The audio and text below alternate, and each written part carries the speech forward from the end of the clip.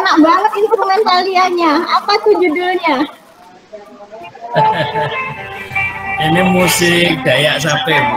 Oh. Dulu waktu sering tugas ke Kalimantan. Oh gitu, enak banget Pak.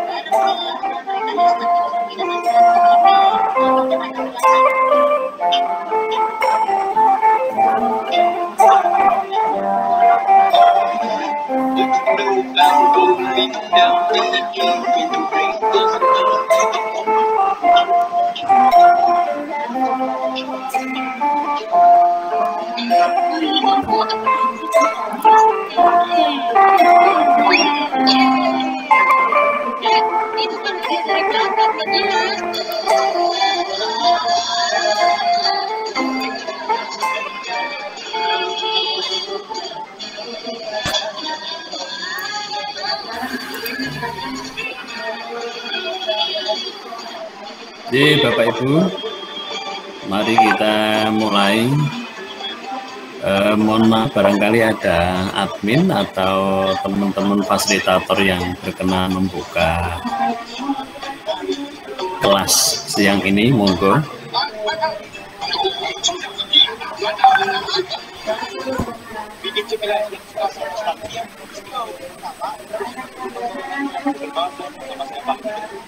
Ada nggih? Ya, begitu langsung saja kita mulai.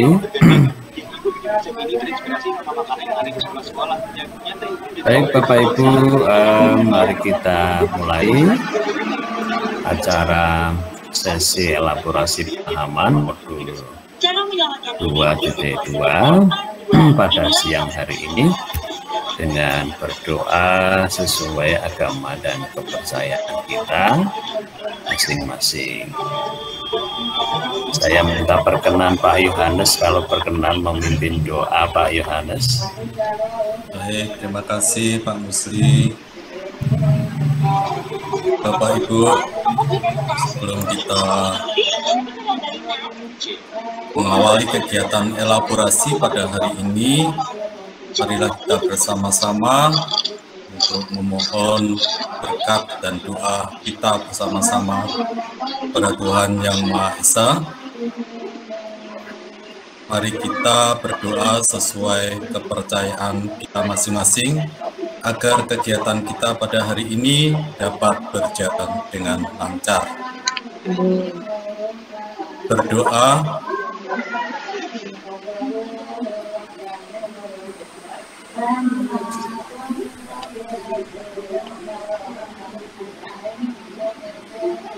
berdoa selesai.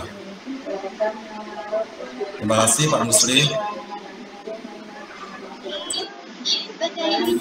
Jadi matur nuwun, terima kasih Pak Yohanes berkenan memimpin doa. Baik Bapak Ibu, dengan harapan Bapak Ibu semuanya dianugerahkan kesehatan lahir dan batin di tengah situasi pandemi. Semoga corona segera berlalu dan kita semuanya bisa berkegiatan normal kembali meski dengan Amin. Ya. Bapak Ibu, perkenankan saya share screen untuk memulai sesi siang hari ini. Mohon maaf suara saya diterima dengan baik ya Bapak Ibu. Jelas ya Bapak. Jelas. Baik, terima kasih.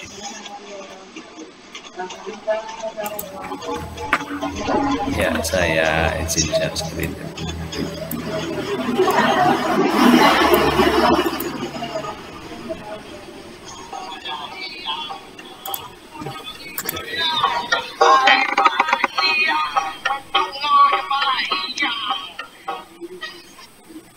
Seorang pria sedang menggunakan lipstik merah pada bibirnya, menggambar eyeliner biru. Dia adalah seorang raja yang mengundang para bangsawan untuk menghadiri pesta. Dirinya Sudah kelihatan di layar menghilangkan kaki Bapak Ibu? di atas singgasana. Di luar sedang terjadi Ya, baik. duduk yang ingin berlindung. Ya.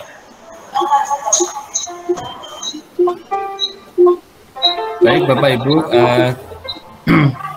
kita akan mulai. Kita masuk di sesi elaborasi pemahaman setelah Bapak Ibu berkutat ya dengan modul kedua ini di PSE, pembelajaran sosial emosional. Jadi ini sesi untuk melakukan pendalaman, melakukan internalisasi, begitu refleksi. Jadi saya akan menemani panjenengan semua Bapak Ibu untuk mengelaborasi lebih dalam materi pembelajaran sosial emosional.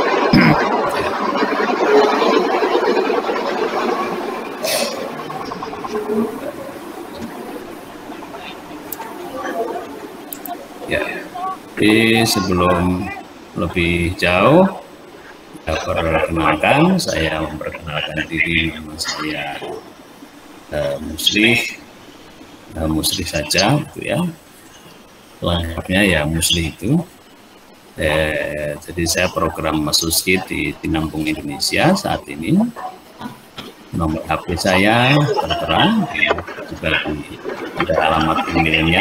Saat ini selain sebagai instruktur CGP GTK Kemendikbud, saya di Lakbesdam, Lembaga Kajian Pengembangan Sumber Daya Manusia di PJNU Boyolali, pengurus cabang Nahdlatul Ulama di Boyolali, Sistem Informasi Strategis Nahdlatul Ulama Boyolali, dan juga sekretaris PZ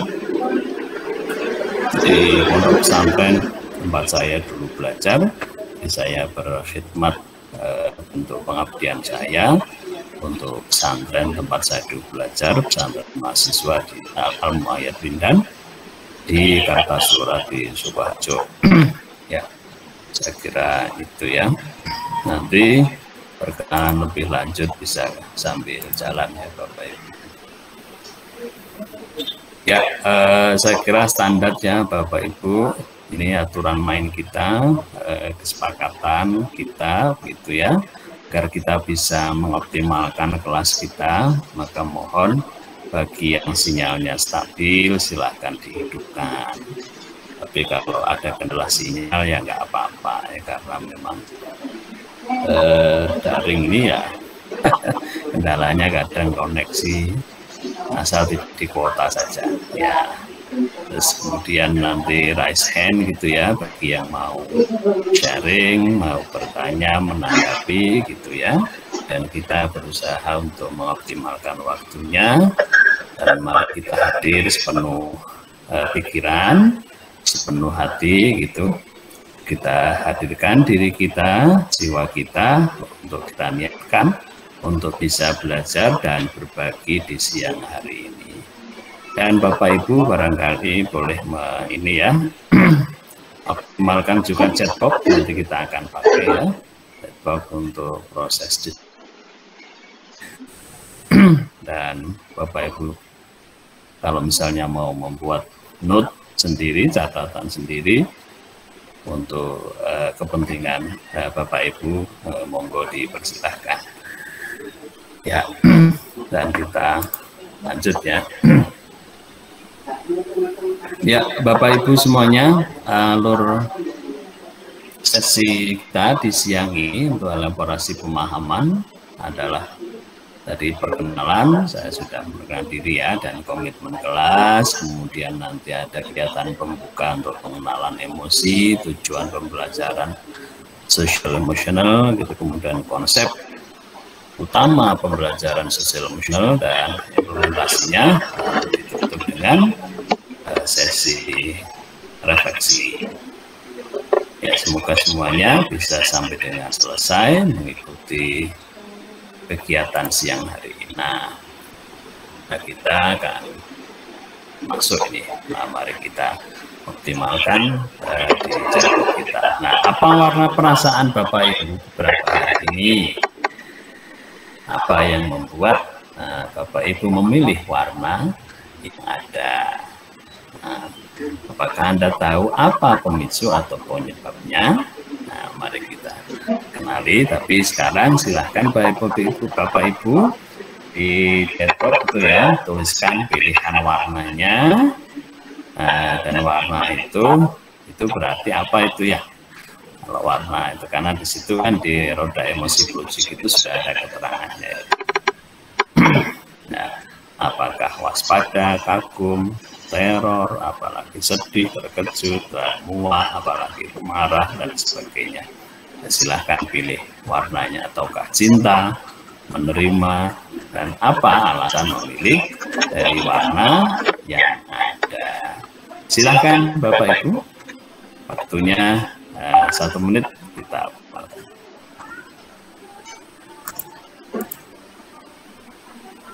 Ya, kalau pilih warnanya kenapa, sekaligus risetnya ya, reasoningnya ya, alasannya. Ya, orange, semangat. Oke.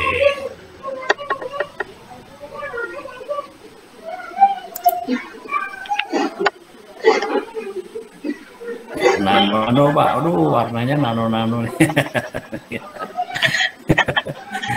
Ada merah, wani, wah semani tok iki bonek.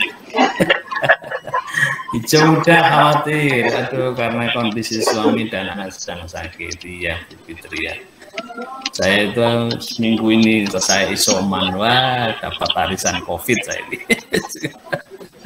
Banyak keluarga kita yang barangkali terpapar ya. Semoga diberikan kemudahan menjalani.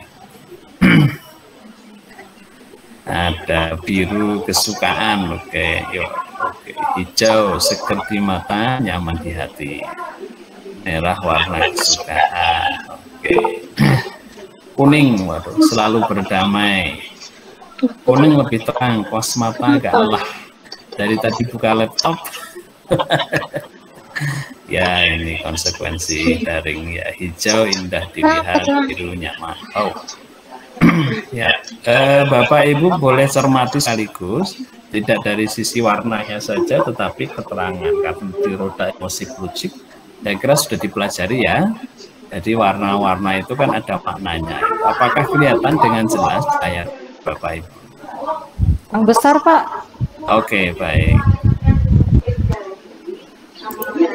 Ya, ini saya full, saya coba fullkan. Kelihatan? Apakah kelihatan lebih jelas, lebih besar? Belum Pak, belum terlihat ya. Bagus seperti semula. Belum Pak.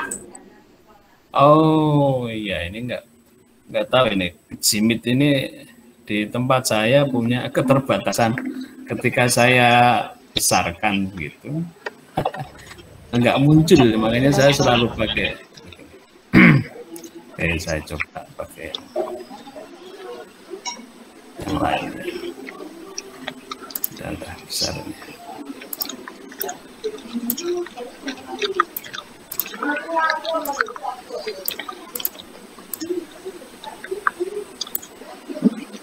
Semoga sedikit membantu Bapak Ibu. Iya. Biru di termenung. Ada yang apalagi ya, kuning itu gembira, senang, ada ketenangan. Ada yang ungu itu benci, muak, bosan. Nah, sebelahnya bosan ada menghina. Lalu ada, ini masih ungu juga ini ya. Ungu, ada gitu ya. Lalu ada yang hijau itu antara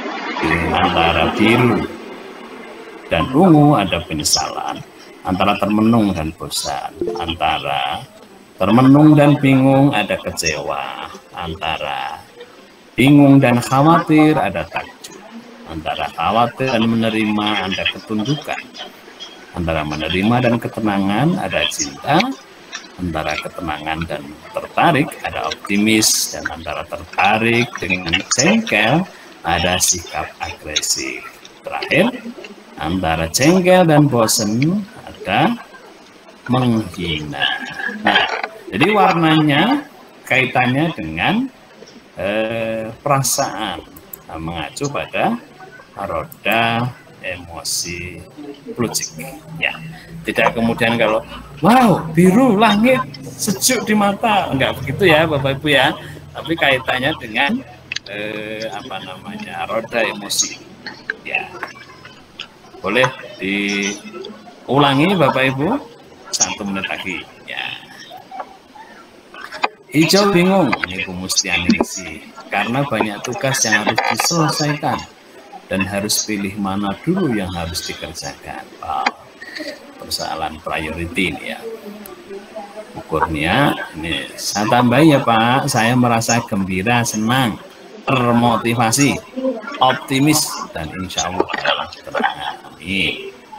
Buah ini warna orange yang menandakan optimis, terus semangat dan semangat. Bu Hernawati kuning optimis, ikut Bu Yuni. Wah, oke. Baik.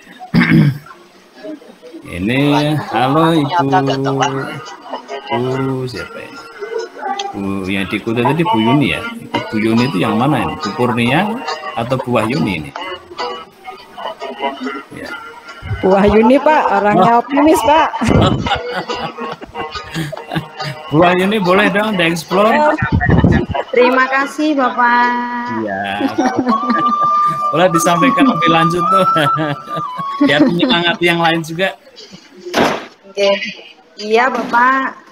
Apa namanya, optimis itu harus terus dilakukan Bapak, terus semangat dengan berbagai banyaknya tugas yang harus kita lakukan di waktu yang hampir bersamaan. Manajemen waktu itu harus dilakukan dan terus semangat. Skala prioritas itu yang paling diutamakan. Ya, terima kasih Bapak. Iya Bu, ya alhamdulillah ya, masih banyak pekerjaan gitu. Kadang ada banyak pekerjaan malah sesek gitu ya. Padahal orang yang nggak punya kerjaan saat ini bingung nggak kerjaan. Kita malah kadang tidak mensyukurinya gitu. Ada malah banyak kerjaan gitu ya. Itu kan sebenarnya dari satu sisi itu anugerah. Hanya tinggal kemudian kita priority. Di tengah banyak orang bingung dari kerjaan di era pandemi ini, PHK gitu ya. Baik, tetap optimis, semangat. Oke. Terima kasih. Bersama. Ini ada Indah Mawar. Indah ini pink. Wah, mencoba berdamai dengan hidup atau keadaan, tetap semangat dan jalani. Halo Bu Indah.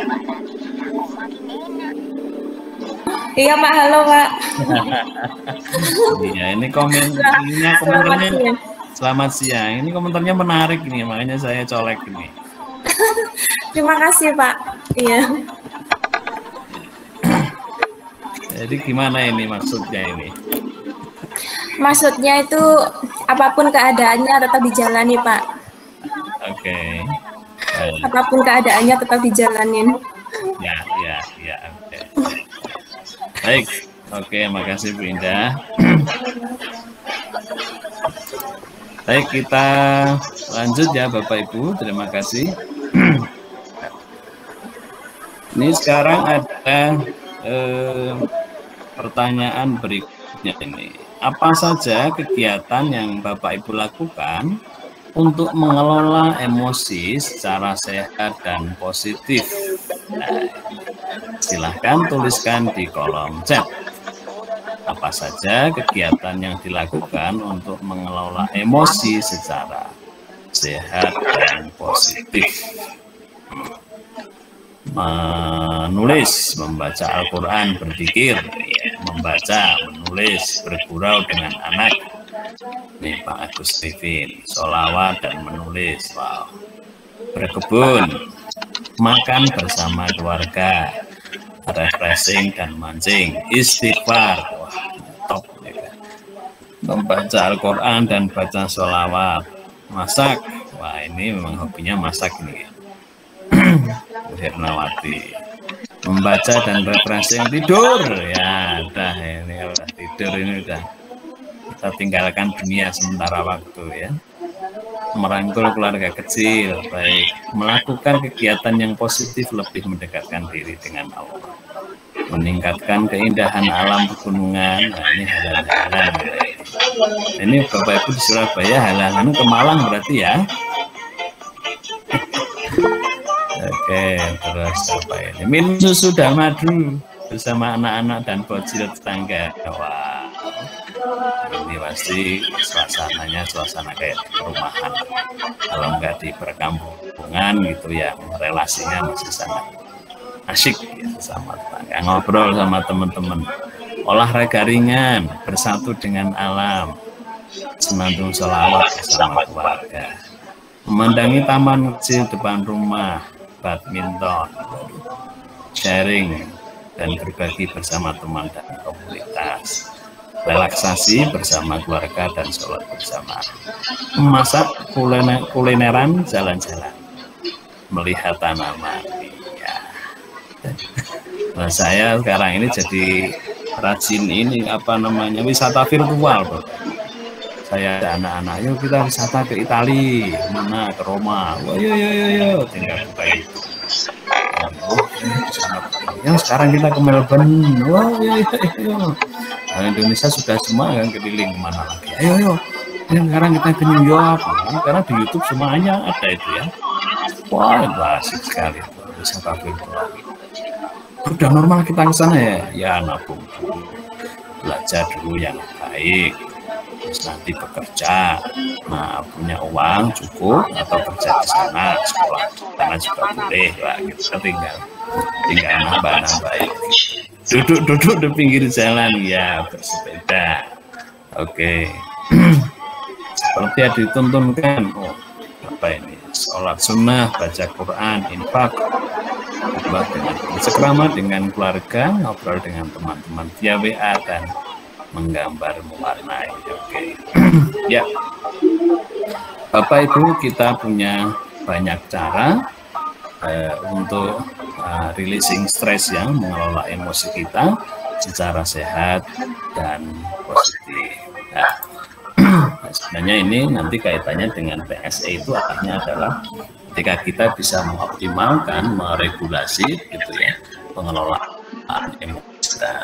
Nah, ini mengingatkan aja slide ini bahwa Ki Hajar Dewantara sudah sejak lama mengingatkan kita bahwa maksud pendidikan adalah menuntun segala kekuatan kodrat yang ada pada anak-anak agar mereka dapat mencapai keselamatan dan kebahagiaan yang setinggi-tingginya, baik sebagai manusia maupun anggota masyarakat. Dalam konteks kita sebagai guru, ya ini maksudnya bahwa guru itu juga harus bahagia lahir dan batin. Bahwa kita guru itu ya jangan sampai menderita. Karena ada banyak guru itu menderita, tidak bahagia. Itu bukan yang diinginkan. Karena kalau anak-anak bahagia dan selamat, gitu ya, gurunya juga begitu. Kelasnya juga begitu, sekolahnya juga demikian. Oke. Ya, dan ini masih dari KHD. Pendidikan merupakan daya dan upaya untuk memajukan bertumbuhnya budi pekerti, kekuatan batin, karakter, pikiran, intelektual, dan tubuh anak agar dapat memajukan kesempurnaan, yaitu kehidupan anak yang sesuai dengan dunianya. Nah, setelah ini intinya Bapak Ibu kaitannya dengan budi pekerti dan juga pikiran dan juga fisik ini ya, bahwa pendidikan arahnya adalah ke sana. Jadi tuntutlah ilmu setinggi mungkin, gitu ya. Terus kemudian tuntutlah nilai setinggi mungkin ya, tapi ilmu setinggi mungkin, gitu ya. Karena sekarang ini banyak yang terjebak gitu, yang dikejar adalah nilai, bukan ilmu. Terus kemudian ada juga orientasi bahwa mencari ilmu itu untuk mencari pekerjaan, sehingga yang terjadi semakin tinggi jenjang pendidikan seseorang, yang terjadi adalah semakin tinggi angka ketergantungan terhadap pencarian pekerjaan. Ini mungkin harus betul nih. Betul enggak Bapak Ibu? Jadi banyak yang nggak tahu sih, kalau tetangga saya ya, mungkin saya juga kali. Jadi sekolah ngoyo-ngoyo gitu, saya dulu semakin tinggi sekolah, sebelum malah saya semakin tergantung pada pencarian pekerjaan. Nah ini sebenarnya ini kalau tidak dikatakan pukulan gitu ya, ini refleksi bagi pendidikan kita. Karena pendidikan dengan corak industrialisasi yang diarah adalah pada pekerjaan, tidak pada penciptaan nilai-nilai dan karakter. Sekarang bingung gitu ya. Nah ini kaitannya dengan situasi. Jadi tadi semakin sarjana bingung nyari pekerjaan, sudah lulus bingung. Nah, Bapak Ibu kalau ada yang mau sharing monggo lo ya, jadi langsung saja di chatbox bisa, atau langsung raise hand juga bisa. Oke, lanjut dulu. Ya, ini koneksi dengan modul 1-2 ya Bapak Ibu ya. Dulu ada gunung es ya, iceberg. Ya, di situ ada bahwa sebenarnya alam bawah sadar kita itu ada black box yang 68%, dan yang muncul itu sebenarnya hanya 12%. Yang namanya kebiasaan dan perilaku itu hanya 12%.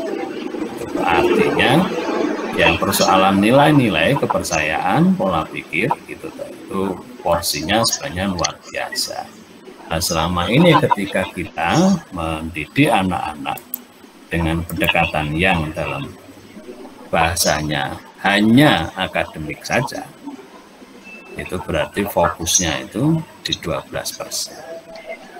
Padahal kita butuh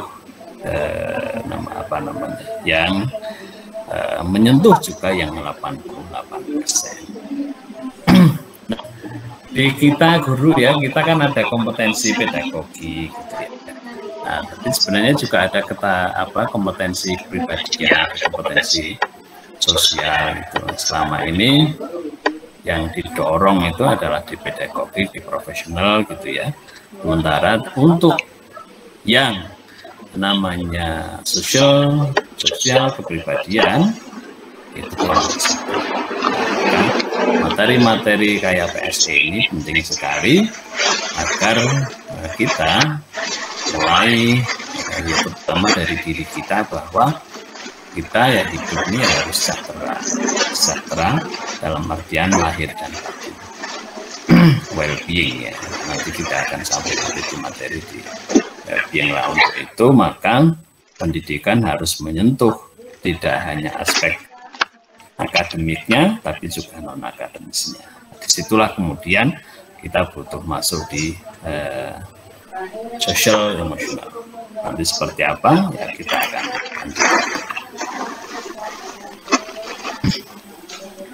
Modul ini ada untuk membantu Bapak Ibu satu mengelola aspek sosial dan emosional dalam berperan sebagai guru.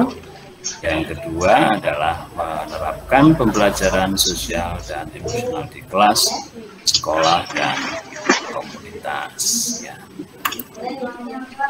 Dan ini saya kira sudah dipelajari semua ya Bapak Ibu ya. Ini kelihatan jelas ya Bapak Ibu ya. Jelas Bapak. Ya. Ini ada Ibu Ferry Al-Hadi Susanti. Halo Bu Ferry, saya manggilnya Bu Ferry ya. Iya Pak, monggo. Pas segera muncul di depan saya. Ini Bu Ferry boleh dong di-explore itu slide itu dalam yang ada di benak Ibu apa ya slide.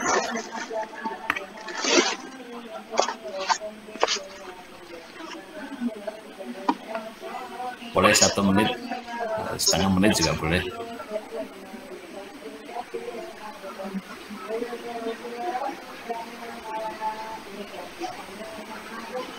Ya, masih suaranya belum muncul Bu Ferry. Ya, suaranya masih mute kayaknya. Masih mute? Ya, masih di mute itu.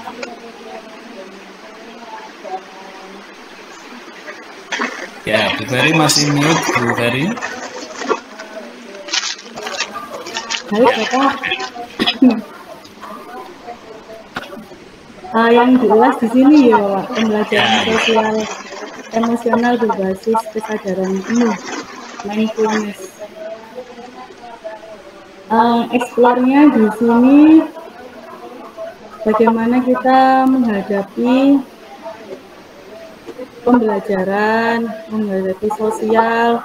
Nah, di situ kita, kalau saya Pak, yang terpenting itu di sini adalah pengelolaan diri, pengelolaan emosi, kemudian rasa empati. Nah, itu harus kita munculkan. Kadang kan kita memberi tugas atau apa itu tidak melihat dari sisi siswa. Tapi sekarang kita harus memperhatikan dari sisi siswa. Kemudian yaitu pengambilan keputusan yang bertanggung jawab. Nah, seperti itu Pak dari saya. Baik, terima kasih Bu Ferry. Boleh dicolek teman dekat Bu, barangkali bisa ikut explore nih apa yang. Colek explore-nya Bu Herma deh. Bu Herma, halo Bu Herma, dicolek Bu Ferry. Iya Bu Herma, mungkin Bu Herma. Bu Herna, ayo Bu Herna. Oh Bu Herna ya, oh tak kira Bu Herma. Bu Herna atau Bu Herma? Bu Hernawati. Bu Hernawati.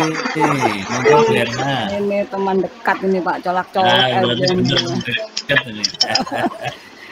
Iya Pak, kemarin itu kami sedang mempelajari modul tentang pembelajaran sosial emosional berstrategi kasel gitu ya Pak ya.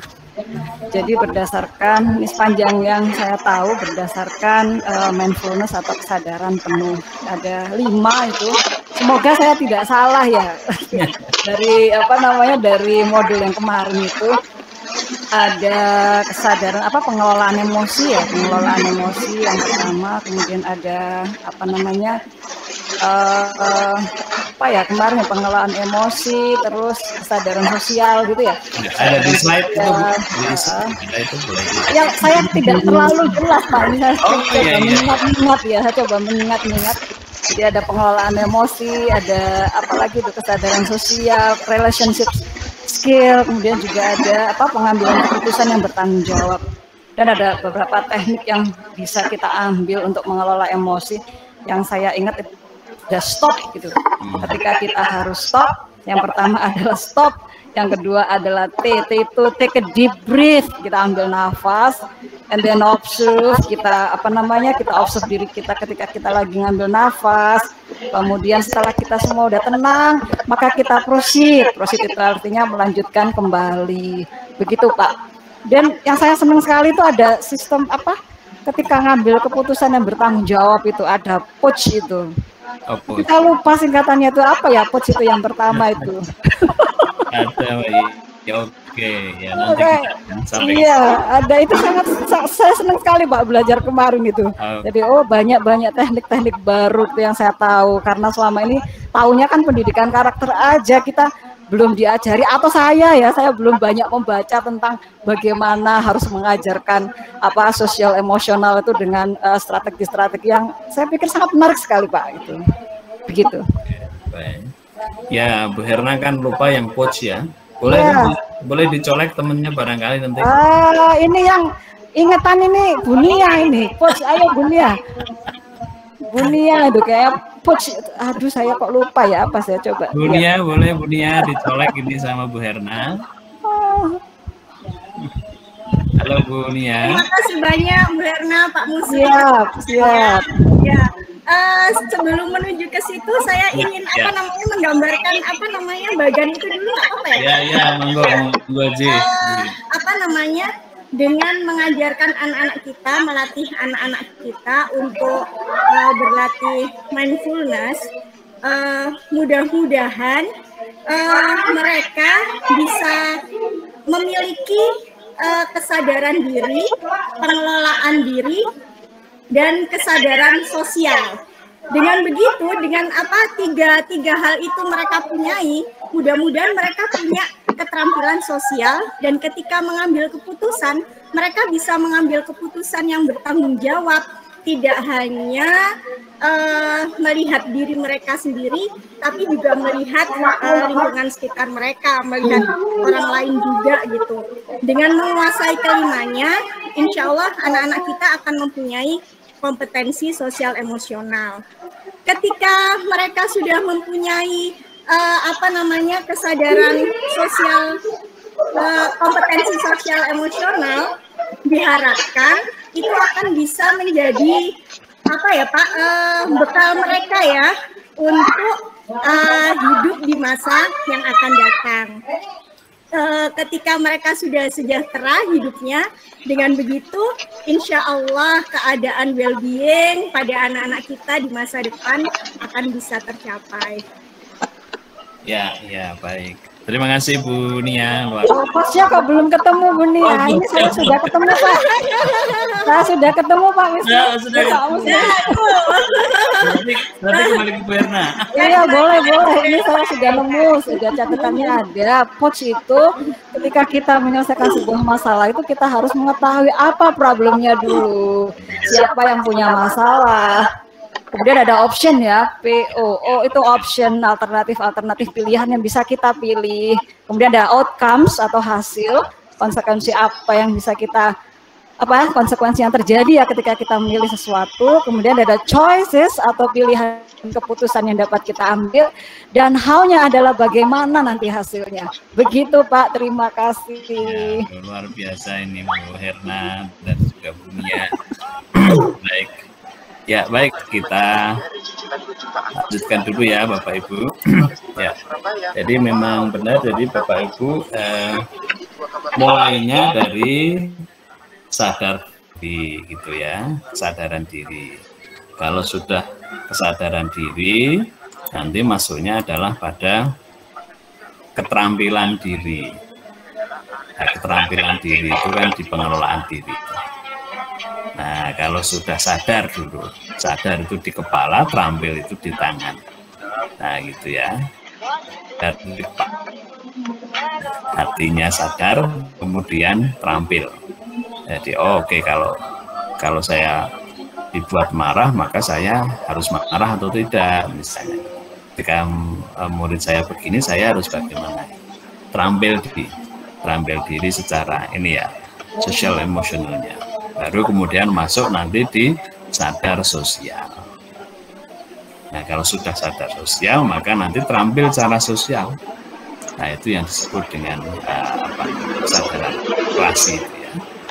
Terampil relasi pakai resiliensi gitu ya. Dan baru kemudian setelah itu adalah pengambilan keputusan yang jadi mudahnya adalah dari diri ke sosial, baru di situ kemudian ada keputusan yang sadar diri, terampil diri, sadar sosial, terampil sosial, baru kemudian kita sebagai orang yang hadir dan bertanggung jawab terhadap segenap pilihan yang kita ambil. Baik, nah kita lanjutkan. Ini sekedar menguatkan, saya kira ya, Bapak Ibu sudah pelajari apa itu pembelajaran sosial emosional gitu ya. Kata kuncinya adalah kolaboratif, kemudian di komunitas sekolah, memungkinkan anak dan orang dewasa memperoleh dan menerapkan pengetahuan, tampilan, dan sikap positif mengenai aspek sosial dan emosional. Ya. Sampai di sini barangkali ada yang mau share dulu atau tanya dulu gitu ya, paham? Izin bertanya boleh? Boleh Bu Nia. Nggih, matur nuwun sanget Pak. Nggih. Saya tuh tertarik sekali Pak Musli. Tadi kan jenengan ngendiko kalau karena kita itu sekarang salah satu ciri gaya pendidikan industrialis itu kan dia orientasinya pekerjaan, bukan akhlak atau karakter ya. Yang akibatnya semakin tinggi ilmu pengetahuan, ternyata tingkat ketergantungan juga semakin tinggi gitu. Nah itu saya catat banget nih Pak, tertarik banget ini. Nah kaitannya dengan tugas kita sebagai guru yang perlu menguasai diri kita sendiri, perlu menguasai KSE, perlu punya KSE dan harus mengajarkan ke anak-anak. Nah, kira-kira teknik atau strategi apa nih Pak yang bisa kita tanamkan ke diri kita dan anak-anak supaya nggak banyak bergantung gitu, nggak hanya dalam hal pekerjaan ya, tapi juga dalam hal yang lain-lain. Tapi memang sih orang kita aja kan juga karyawan ya Pak ya, bukan menciptakan pekerjaan ya, tapi mencari pekerjaan. Nah gimana tuh, apa tuh yang perlu kita tanamkan ke diri kita dan ke anak-anak supaya orientasinya itu menciptakan sesuatu, bukan mencari sesuatu gitu. Terima kasih banyak Pak Mu. Terima kasih Bu Nia. Nia ternyata mencatat baik ya. Saya itu pada ngomongnya sambil lalu tadi itu. Iya Bu Nia, jadi gini Bu, bangsa kita saat ini tuh kan lagi gandrung tapi cenderung ya, cenderung bangganya itu menjadi konsumen. Kalau bisa belanja itu seneng banget, dari konsumen, jadi budaya konsumtif itu kan lagi marak ya. Kalau bisa ke mall itu sebuah prestis, sebuah kebanggaan ya. Nah, jadi bangsa yang konsumtif dan produktif. Nah, kalau kembali ke dunia pendidikan, ternyata gitu ya, banyak para guru, artinya tidak sedikit ya, yang mendidik anak-anak itu tidak menjadi produsen, tapi menjadi konsumen sekedar. Menjadi konsumen pengetahuan. Misalnya saya misalkan ini udah lama, udah tahu berapa ya, udah lama banget saya. Saat itu saya berusukan di Madura itu sampai ke pedalaman lah, dalam-dalam itu ya.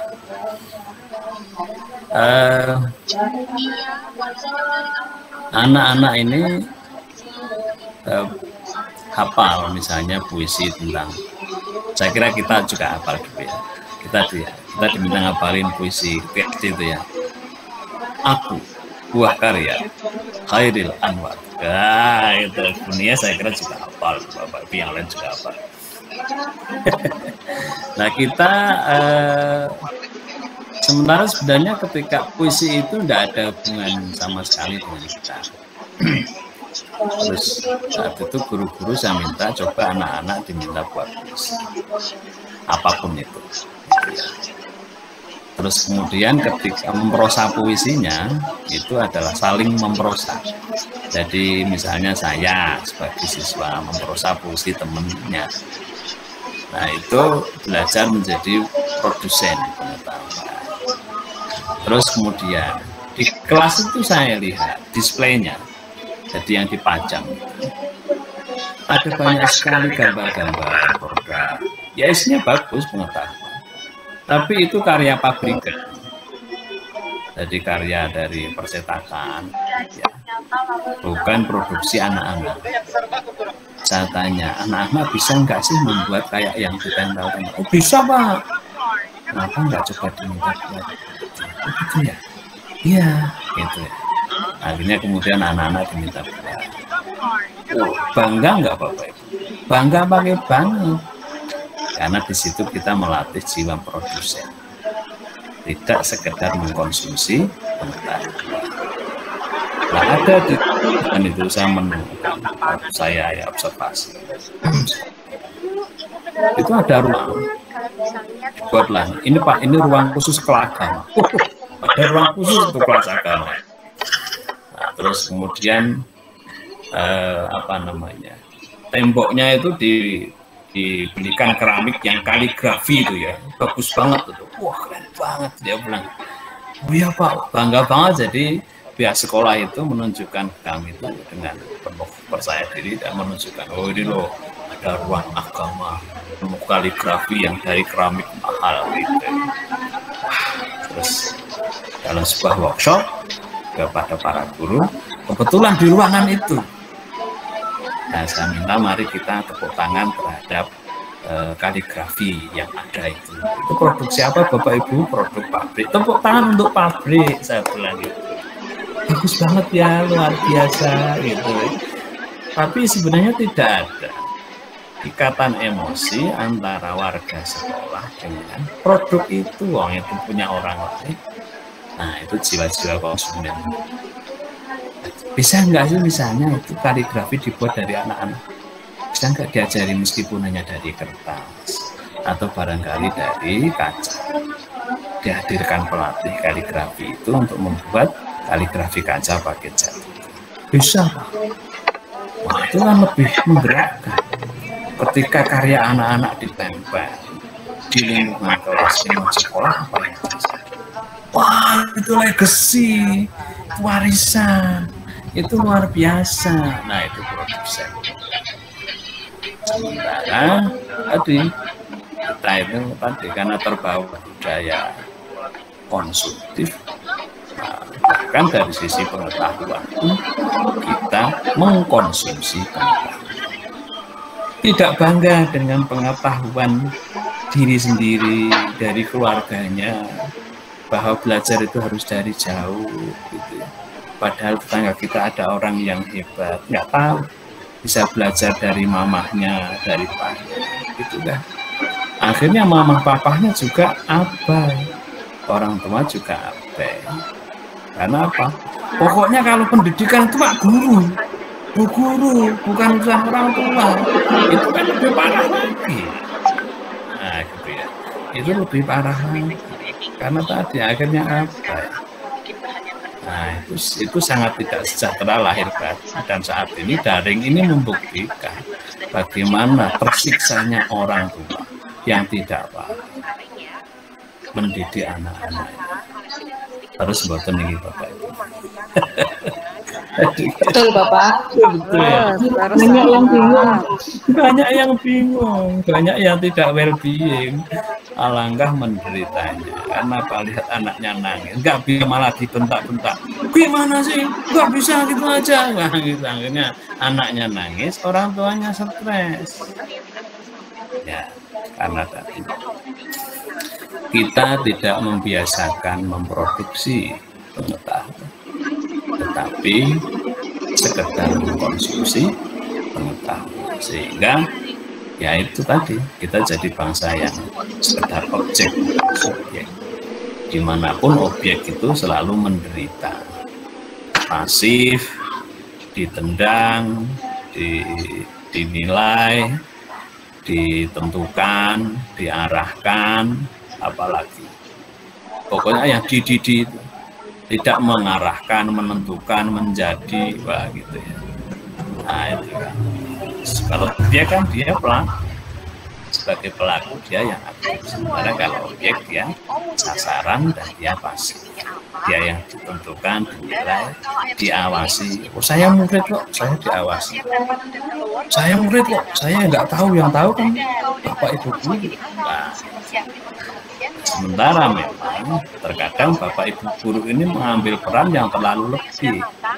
Terlalu lebihnya adalah tadi merasa sebagai subjek, totally subjek. Maaf saya paling tahu, saya lebih tahu, murid tidak tahu. Saya yang mengerti, kamu tidak mengerti.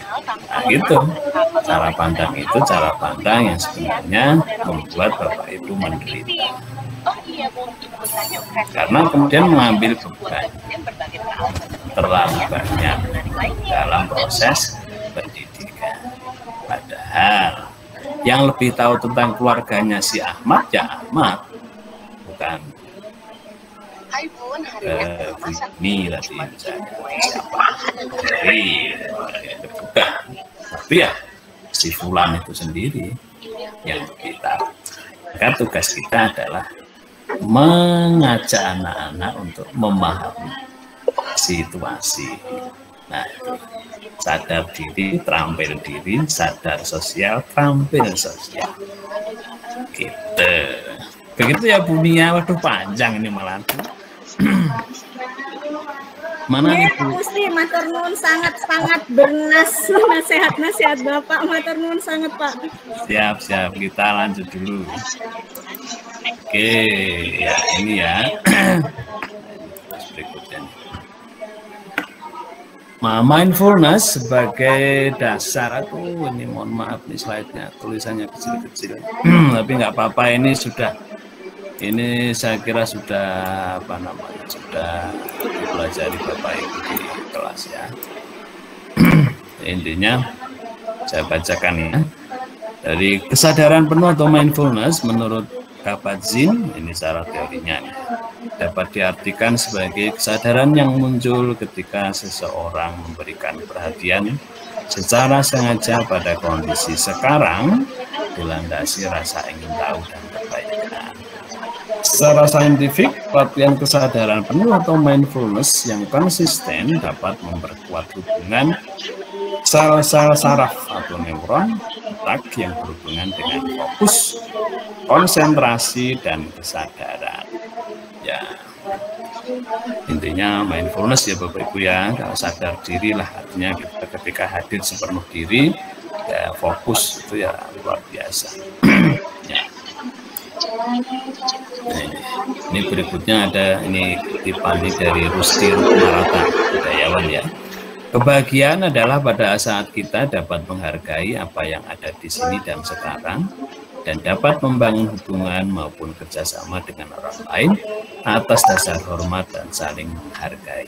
Nah ini produsen banget.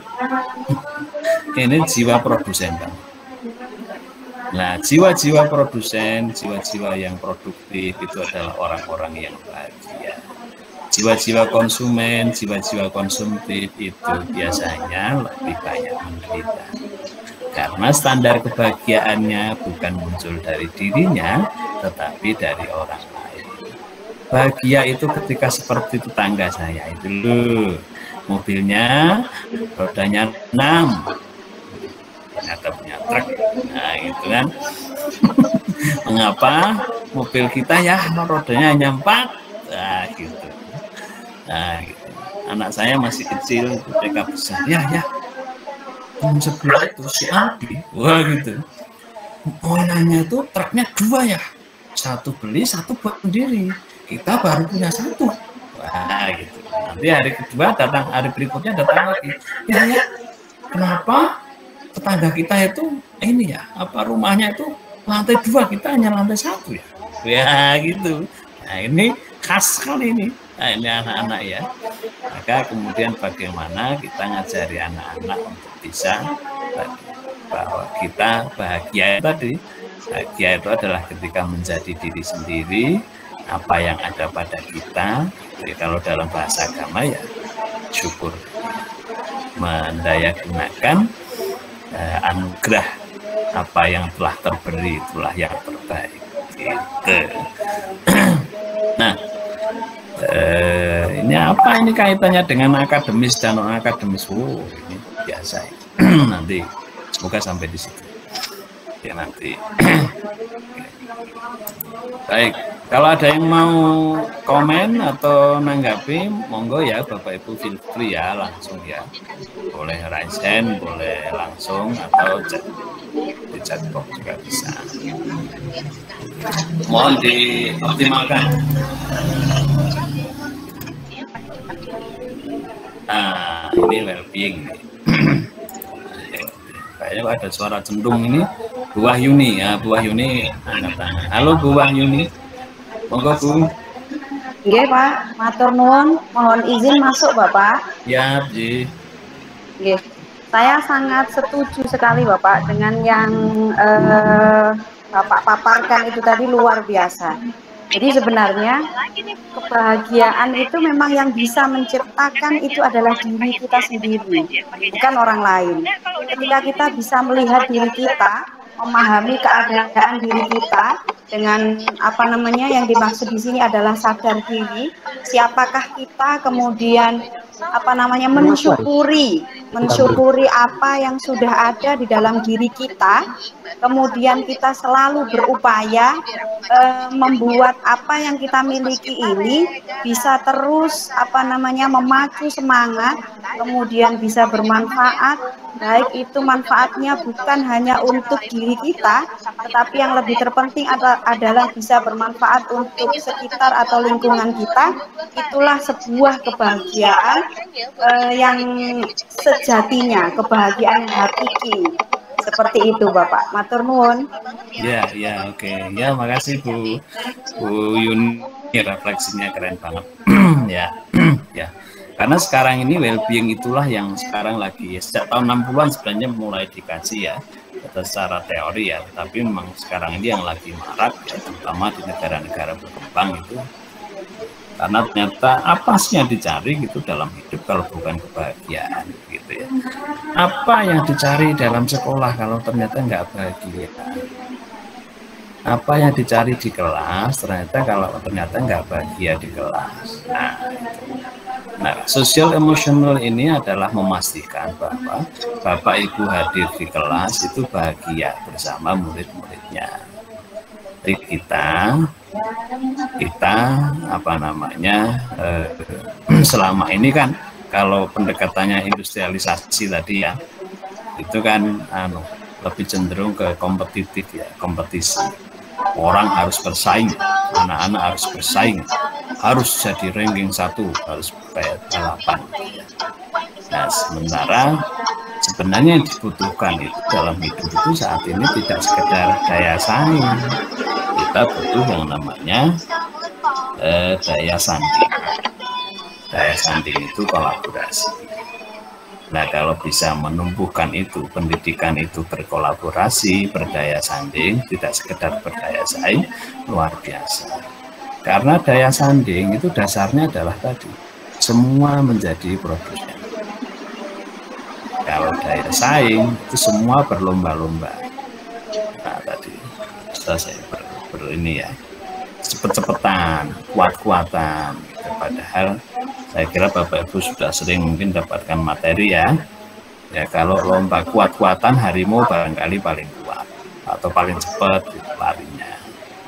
Tapi kalau lomba naik pohon, nah itu ya belum tentu. Yang paling cepat, yang paling ahli barangkali monyetnya. Gitu. Nah kalau lomba delosor gitu ya ular itu ya, itu paling ahli itu. Nah kita tidak bisa mengeneralisir anak-anak itu dalam satu cara pandang. Bu Ferry katakan. Halo Bu Ferry. Jadi Bapak, izin. Ya. Saya sangat tertarik dari paparan panjenengan yang mengenai konsumen pengetahuan dan produksi pengetahuan itu tadi. Nah, saya sampai membayangkan Pak ini tadi, investor pengetahuan ini yang bagaimana ini Pak? Apakah dalam pembelajaran sosial ini, emosional ini, atau dalam lingkup dinasnya atau bagaimana Pak? Karena kan produksi tidak bisa diproduksi dengan biaya atau beda lah memang kalau pengetahuan dengan ekonomi bisa kayak gitu. Ya, benar. Ya. Bagaimana dalam konteks sosial emosional gitu ya. Nah, pendekatan sosial emosional itu pendekatan yang mendekati apanya, hatinya. Jadi anak-anak itu disentuh hatinya terlebih dahulu, bukan akalnya. Nah, pendekatan kita itu pendekatan yang lebih kognitif, tidak pada kolbunya. Nah, kalau kita bisa menyentuh hatinya, maka sebenarnya yang terjadi itu luar biasa. Orang bisa berkembang itu secara dahsyat, karena di situ ada, sudah dipelajari belum ya, ada intrinsic motivation. Ada motivasi intrinsik. Jadi anak belajar itu bukan karena orang tua ngejar-ngejar, bukan karena tetangga, bukan karena guru, tapi memang muncul dari dalam dirinya. Nah itu mengapa kemudian sentuhan-sentuhan sosial, sentuhan-sentuhan emosi itu penting sekali. Pertanyaannya adalah, apakah dalam pembelajaran kita sehari-hari itu yang kita sentuh paling banyak di apa? Di kepala atau di hati? Nah, gitu. Terus kemudian di hati itu di hati semua murid atau di hati 1-2 murid? Nah, itu kaitannya dengan materi di sesi sebelumnya ya, di modul sebelumnya ya, Bapak Ibu ya, diferensiasi ya, bahwa ternyata semua anak berbeda, semua anak berharga. Setiap orang berbeda, setiap orang berharga. 1000 siswa, 1000 cara. Karena kita hadir bukan sebagai palu. Karena kalau kita palu, semuanya paku. Pukul semua. Ya, gitu. Iya, kalau yang dipukul itu betul-betul paku. Kalau ternyata kaca, hancur hatinya. Hancur masa depan dari anak-anak. Gitu. Jadi itu saya kira ya Bu Ferry ya. Pak, matur nuwun. Terima kasih. Ya. Ini yang lain mana ini? Ini kelas dikuasai oleh Bu Herna, Bu Wahyuni, Bu Ferry. Saya menulis Pak pilihan katanya bagus banget. Waduh, isinya. Masih Bunia semakin rajin mencatat gitu. Pak Musli mohon izin, boleh tidak ya masuk lagi ya? Waduh, Bunia lagi nih Bu ya. Boleh Bu. Tapi selain ini mohon dicolek temennya dong Bu. Aduh. Iya, siap Pak. Terima kasih banyak Pak Musli kesempatannya itu di slide Bapak yang sekarang tertampil itu. Ya, mohon maaf saya bacanya dari sini karena lebih besar. Disebutkan bahwa well-being yang optimum memiliki kemungkinan yang lebih tinggi untuk mencapai berbagai macam pencapaian. Di situ disebutkan ada prestasi, terus ketangguhan, kesehatan, keterlibatan sosial gitu ya, semuanya bisa tercapai secara optimal.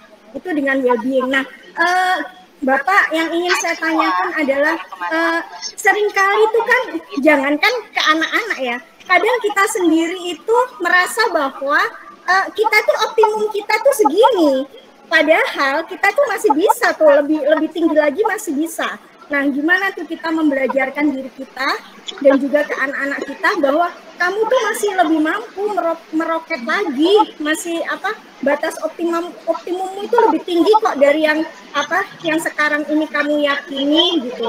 Nah, gimana tuh Pak caranya supaya benar-benar seperti yang tadi Bapak Ngendiko, sentuhan hati kita ke anak sentuhan hati yang kita lakukan ke anak-anak itu bisa benar-benar membuat mereka berkembang pesat gitu. Gimana tuh Pak? Terima kasih banyak. Ya, baik. Ini pertanyaannya keren Pak. Pertama gini Bu Nia, saya mulai dari ini ya, well-being atau sejahtera lahir batin. Kalau anak-anak sudah merasa well-being ya, sudah merasa sejahtera dari sisi lahir batin, dia akan nyaman. Nah, saya akan cerita pada waktu saya di satu perusahaan ya, kita yang memang tugas saya mengelola melakukan supervisi di banyak sekolah binaan gitu ya, di berbagai daerah. Ada sekolah yang dulunya itu sekolah katakanlah sampah gitu ya. Sampah dalam artian nggak dilihat lah oleh dinas, oleh sekolah-sekolah itu nggak dianggap bergengsi sama sekali. Sekolah ini ada di Malang. Lalu kemudian kepala sekolah ini tahu dia harus bagaimana. Oke. Suara saya tertangkap baik, halo? Baik, Bapak. Oke. Ya, baik. Ini kok ada sinyal lambat. Ada yang komen sinyal lambat. Ya. Di tempat saya tertangkapnya pelan sekali, Pak. Nggak tahu, mungkin laptop saya ini. Oh, aduh, mohon maaf Bu Min ya. Tapi di tempat lain enggak ya? Iya. Lainnya aman, Bapak. Aman. Oh, berarti di tempatnya Bu Min, aduh, mohon maaf. Saya yang mohon maaf. Nanti saya share rekamannya Bu Mimin. Iya, terima kasih. Ya, saya lanjutkan ya. Jadi ada sekolah yang dulunya itu dianggap tidak berprestasi lah, punya masalah gitu ya. Lalu kemudian kepala sekolah ini tahu, wah ini kayaknya harus cari cara. Maka kemudian dia branding Adiwiyata. Jadi anak-anak sekolah diarahkan yang penting adalah menjadi sekolah hijau, itu aja. Kalau dulu kan ada Sampurna itu yang hijau, asiknya rame-rame itu ya. Nah, jadi sekolah hijau. Pokoknya bercocok tanam. Kemudian fokusnya adalah di non-akademis. Jadi fokus sekolah itu di non-akademis. Pokoknya semua yang non-akademis dioptimalkan. Yang terjadi apa? Emosi anak-anak tumbuh secara positif. Karena minat dan bakatnya difasilitasi. Jadi sampai apapun itu difasilitasi oleh sekolah. Kebetulan sekolah itu dapat CSR itu dari satu perusahaan di Jakarta, sehingga full disupport. Gitu ya. Kebetulan saat itu saya sebagai salah satu pengelola juga.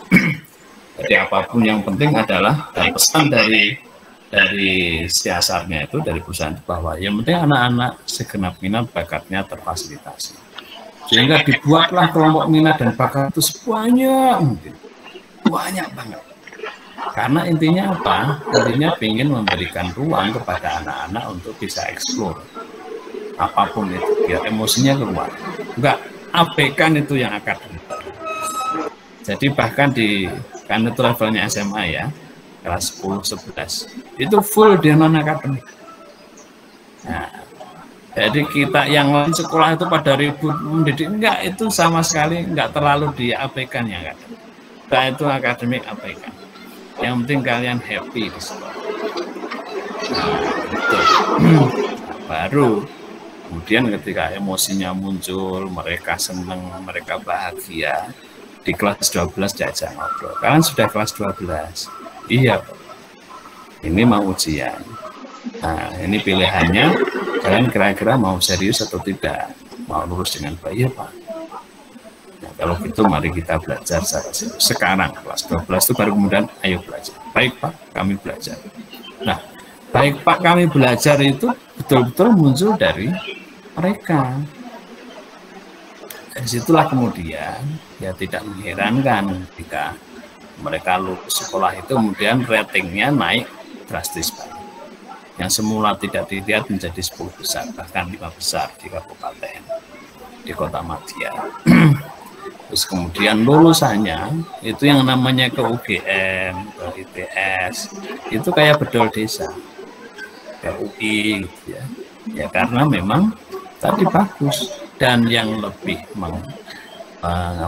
membuat bangga adalah mereka. Kami lulus murni, artinya apa? Tidak cheating, tidak tidak turunan, japlak dan sebagainya. Jadi pure. Dan sampai mereka membuat semacam fakta integritas. Nah itu ya bagaimana hubungan well-being, bahwa ternyata kebahagiaan itu, well-being itu bisa berpengaruh terhadap aspek akademik. Nah bahkan ada saya sempat ada proyek, saya hampir 5 tahun di Lombok itu ya. Nah, proyeknya namanya After School Program, program seusai sekolah. Fokus saya hanya di tadi yang non akademik. Nah, itu telah saya pelajari ternyata di After School Program itu secara teori, hasil riset gitu ya, ada di jurnal dari Amerika itu, dan ternyata betul. Jadi misalnya ya Bapak Ibu ya, anak-anak Bapak Ibu atau ada siswa yang lemah di matematika. Kebanyakan berpikirnya kan, yuk dileskan saja matematika.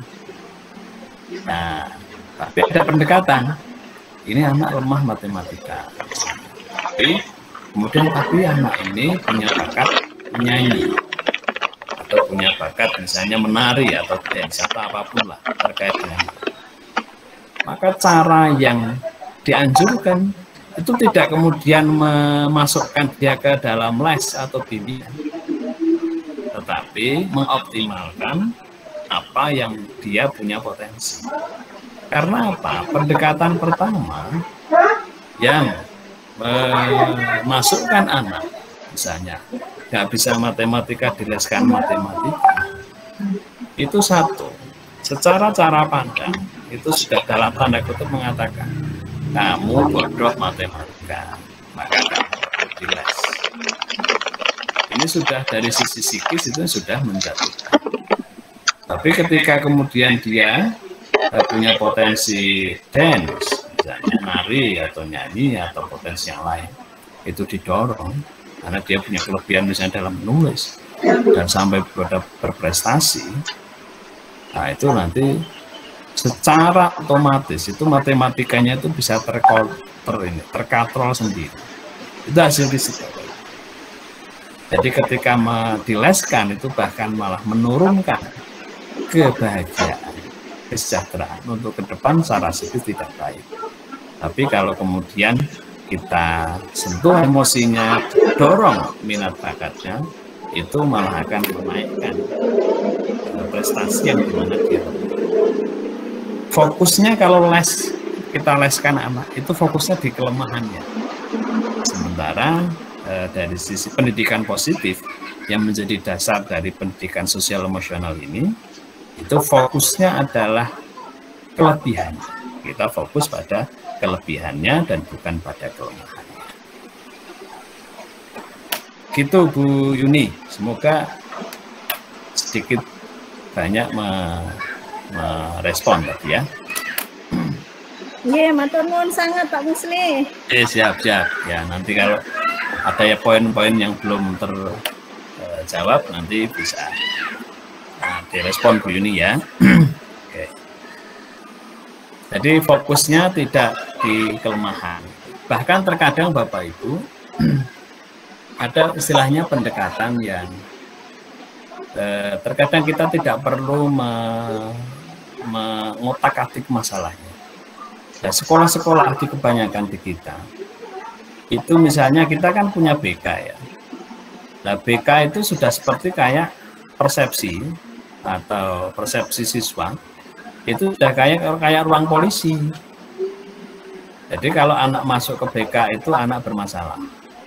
Nah, itu sudah agak repot kayak gitu. Dari cara itu aja sudah salah. Nah, maka ke depan kalau kami mengembangkan, jadi BK itu sudah enggak lagi BK itu harus terintegrasi. Jadi semua guru ya harus belajar BK. Sistemnya yang di BK kan. Jadi tidak kemudian BK itu berdiri sendiri, karena kalau berdiri sendiri nanti menjadi seperti kayak kantor polisi. Kalau sudah kayak kantor polisi, maka guru BK itu ruang penyelesai masalah. Bahwa kalau anak masuk BK itu anak yang mengalami masalah. Wah, itu nanti ya mohon maaf, orang masuk penjara itu dalam tanda kutip ya, yang sembuh itu ya susah. Mau di sana di penjara malah kemudian saling belajar satu sama lain dalam hal kriminal, begitu ya. Nah, itu yang pendekatannya harus dibalik. Maka dibuatlah sistem, kalau di kami itu ya bagaimana kemudian siswa, guru, semua guru harus tahu tentang teknik BK, teknik konseling. Anak-anak itu juga diajari begitu.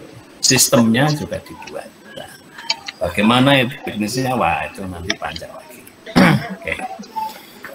Oke, kita lanjut dulu ya Bapak Ibu ya.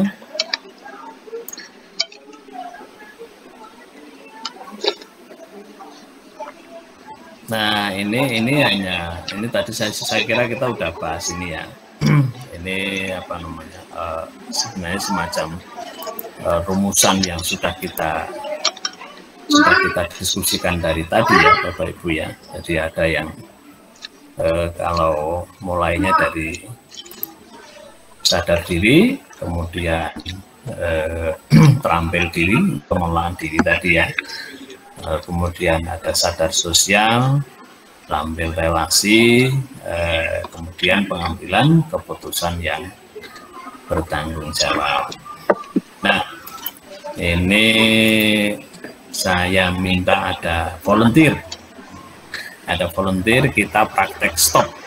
Tadi sudah di Bu Herna tadi udah cerita stop tadi ya, dari stop, kemudian ambil nafas gitu ya, observe gitu ya. Nah, ini siapa yang berkenan untuk memimpin kita agar kita fokus kembali di sesi ini? Monggo Bapak Ibu. Tadi terakhir siapa tadi? Terakhir itu Bunia tadi ya. Nah, Bunia boleh colek yang berkenan untuk volunteer untuk memimpin teknik stop.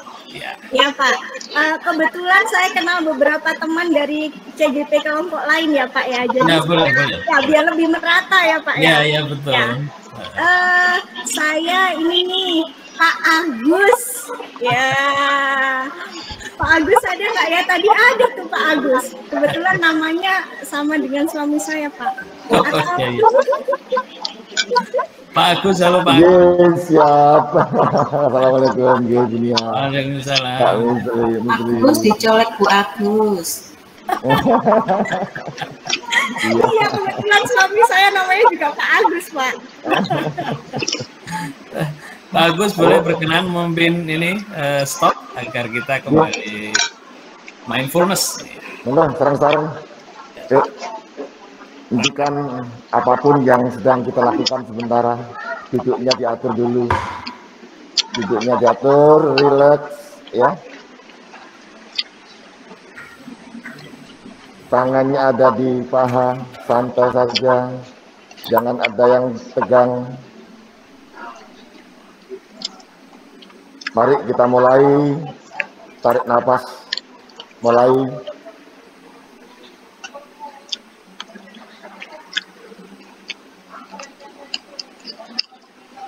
Dikeluarkan, rasakan ketika udara masuk melalui hidung kita, keluar hangat, dirasakan.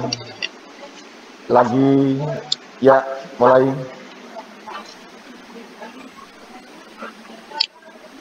Lepas. Kita amati, kita rasakan perut kita, tangan kita, kaki kita. Apa yang dapat kita rasakan setelah kita menarik nafas tadi.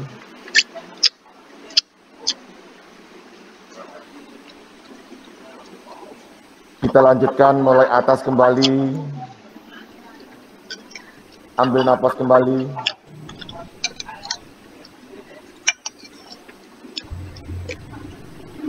Dilepas Bapak Ibu.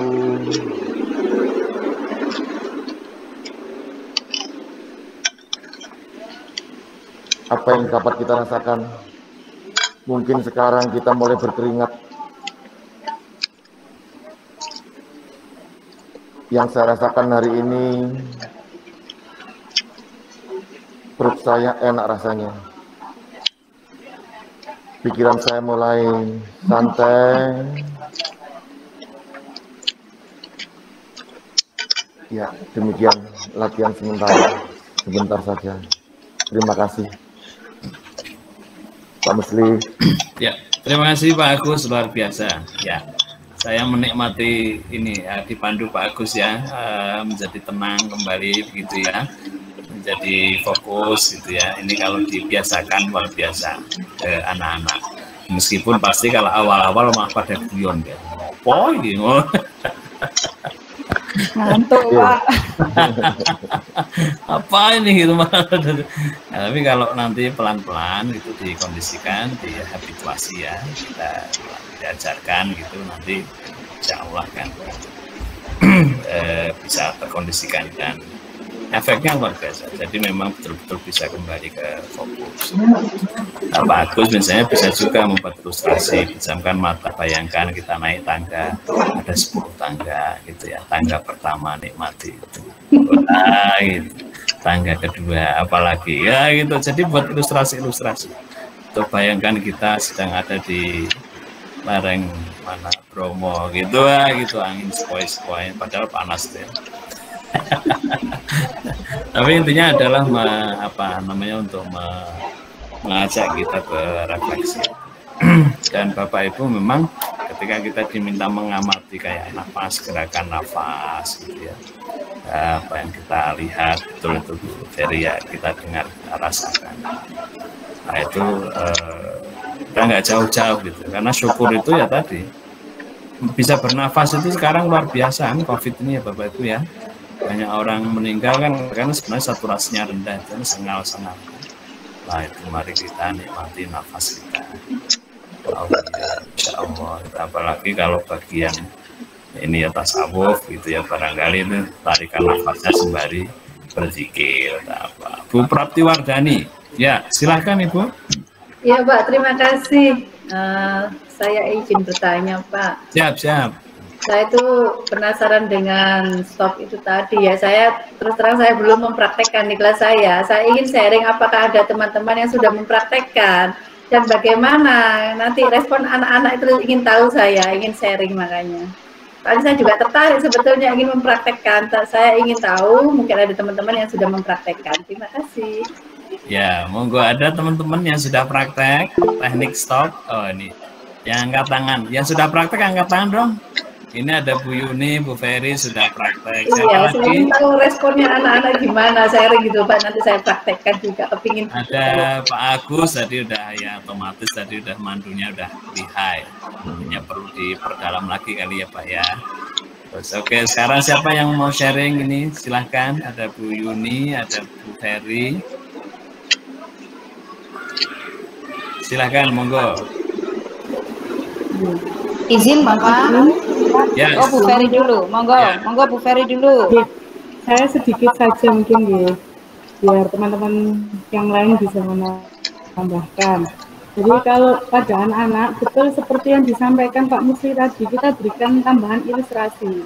Nah, kemudian anak-anak itu kan sesuai grade belajarnya itu kan anak-anak ada tergolong kinestetik, audio dan visual. Nah, itu kita sampaikan, lihat, dengar dan rasakan. Nah, kalau lihat itu bagi anak-anak yang audio, kemudian visual, yang lihat itu anak-anak visual. Nah, kemudian dengar itu untuk anak-anak yang audio dan rasakan itu bisa untuk yang anak-anak kinesthetik. Jadi ini Bu Prabi dilatih untuk menambahkan kata-kata tadi, lihat, dengar, dan rasakan. Seperti yang tadi Pak Agus sampaikan kan, lihat apa itu perut kita kan seperti itu. Itu tuh untuk masuk ke anak-anak yang visual. Nah, kemudian ilustrasi yang seperti di pegunungan, kemudian fokus pada satu titik.